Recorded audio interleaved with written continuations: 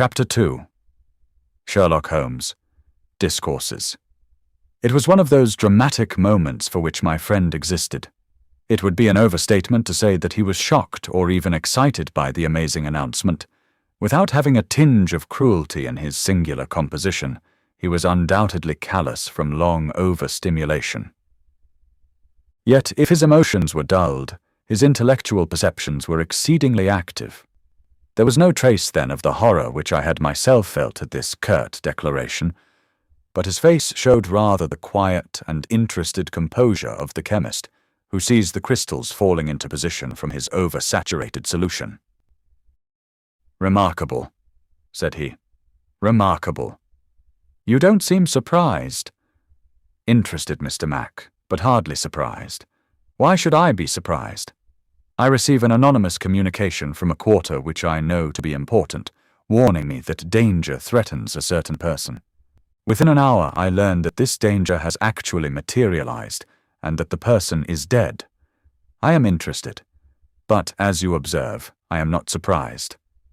In a few short sentences he explained to the inspector the facts about the letter and the cipher. MacDonald sat with his chin on his hands and his great sandy eyebrows bunched into a yellow tangle. "I was going down to Birlstone this morning," said he. "I had come to ask you if you cared to come with me, you and your friend here. But from what you say, we might perhaps be doing better work in London." "I rather think not," said Holmes. "Hang it all, Mr. Holmes," cried the inspector. "The papers will be full of the Birlstone mystery in a day or two, but where's the mystery if there is a man in London who prophesied the crime before ever it occurred? We have only to lay our hands on that man, and the rest will follow." "No doubt, Mr. Mac. But how do you propose to lay your hands on the so-called Porlock?" MacDonald turned over the letter which Holmes had handed him. "Posted in Camberwell. That doesn't help us much. Name, you say, is assumed. Not much to go on, certainly. Didn't you say that you have sent him money?" "Twice." "And how?" "In notes to Camberwell Post Office." "Did you ever trouble to see who called for them?" "No." The inspector looked surprised and a little shocked. "Why not?" "Because I always keep faith. I had promised when he first wrote that I would not try to trace him." "You think there is someone behind him?" "I know there is. This professor that I've heard you mention." "Exactly." Inspector MacDonald smiled, and his eyelid quivered as he glanced towards me. "I won't conceal from you, Mr. Holmes, that we think in the CID that you have a wee bit of a bee in your bonnet over this professor. I made some inquiries myself about the matter. He seems to be a very respectable, learned, and talented sort of man." "I'm glad you've got so far as to recognize the talent." "Man, you can't but recognize it. After I heard your view, I made it my business to see him. I had a chat with him on eclipses. How the talk got that way, I cannot think. But he had out a reflector lantern and a globe, and made it all clear in a minute. He lent me a book. But I don't mind saying that it was a bit above my head, though I had a good Aberdeen upbringing. He'd have made a grand minister with his thin face and grey hair and solemn-like way of talking.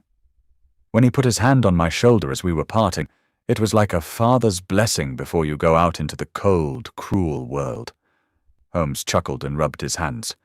"Great," he said. "Great. Tell me, friend MacDonald, this pleasing and touching interview was, I suppose, in the professor's study?" "That's so." "A fine room, is it not?" "Very fine. Very handsome indeed." "Mr. Holmes, you sat in front of his writing desk?" "Just so." "Sun in your eyes and his face in the shadow?" "Well, it was evening, but I mind that the lamp was turned on my face."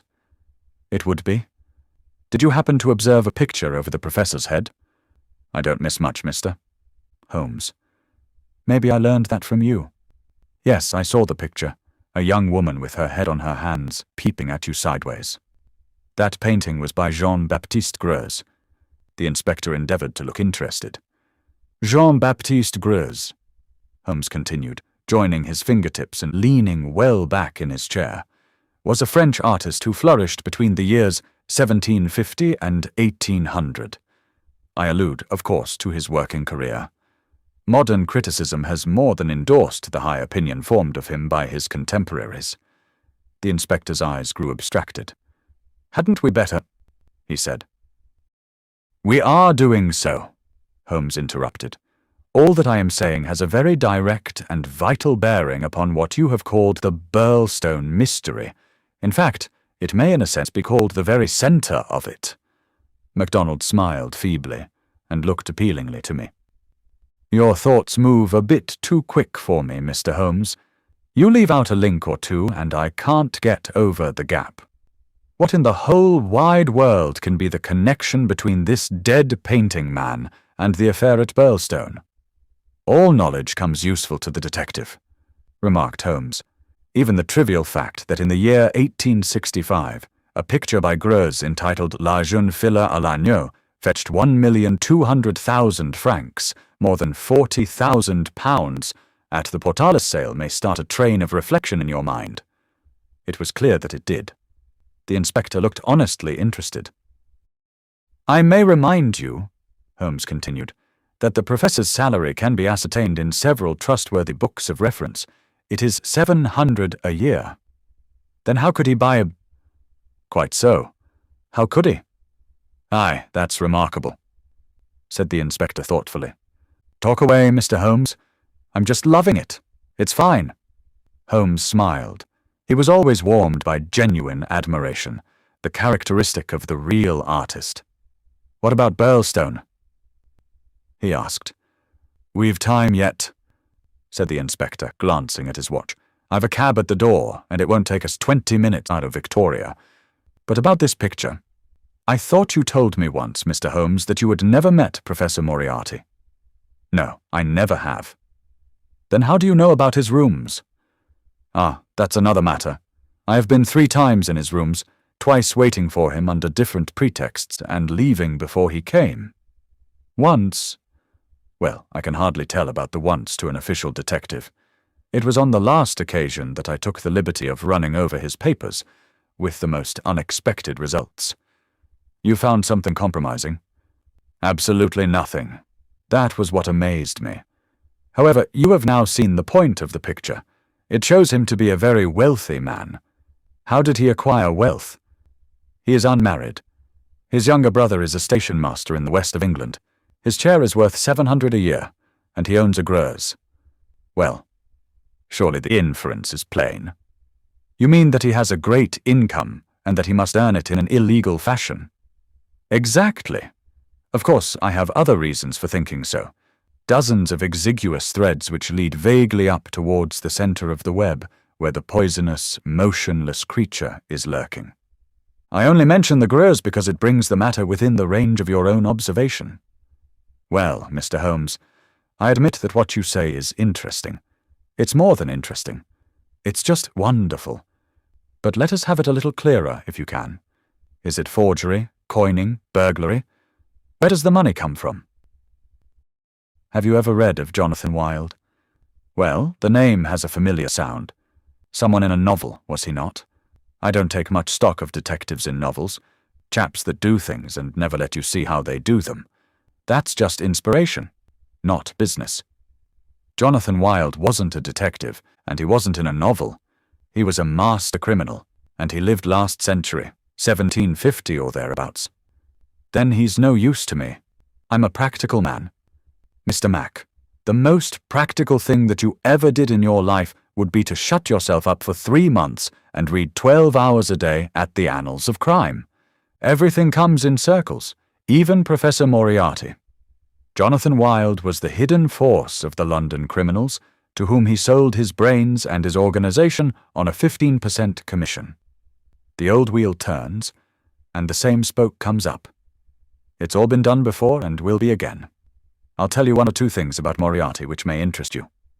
You'll interest me right enough.